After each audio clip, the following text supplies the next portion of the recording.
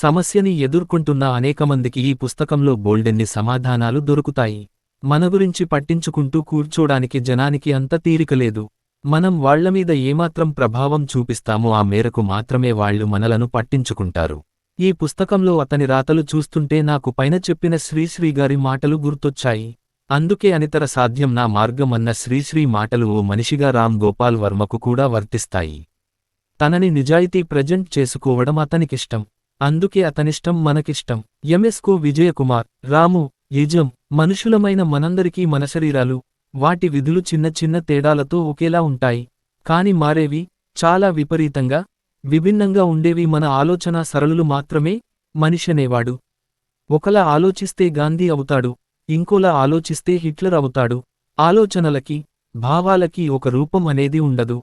నిద్రాహారాలు కావలసింది కేవలం మన శరీరానికి గాని, మన ఆలోచనలకి, మన భావాలకి కాదు.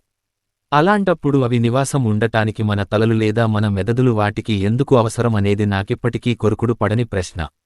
నేను పుట్టినప్పుడు ఒక బ్లాంక్ మైండ్తో పుట్టాను.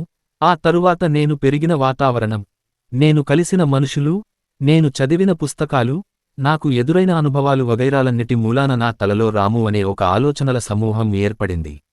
అలాగే ఒక సుబ్బారావు, ఒక జీవన్, ఒక రవీంద్ర, ఒక జాకబ్, ఒక మహ్మద్ లాంటి కోట్ల సమూహాలు కోట్ల మెదడులలో ఏర్పడతాయి. నేను తెలుసుకున్న, అనుభవించిన పరిస్థితుల్నించి నేను నిర్ణయించుకున్న జీవన విధానం నుంచి నేను నమ్మే నా యజం పుట్టుకొచ్చింది. కనుక నేను ఇక్కడ రాసిన శీర్షికలలో కాని, నాకు రకరకాల సమూహాల నుంచి వచ్చిన కామెంట్లకి నా రియాక్షన్స్ కాని, నన్ను వేసిన ప్రశ్నలకి నేనిచ్చిన జవాబులు కాని, నాకుగా నేను తెలుసుకుని, నేర్చుకుని, అర్థం చేసుకున్న నా వ్యక్తిగత ఆలోచనల నుంచి వచ్చినవి కాబట్టి ఈ నా ఆలోచనా భావాలని నా వ్యక్తిగత యజంగా భావించిన ఆలోచనలకి రాము యజం అని పేరు పెట్టాను. రామ్ గోపాల్ వర్మ.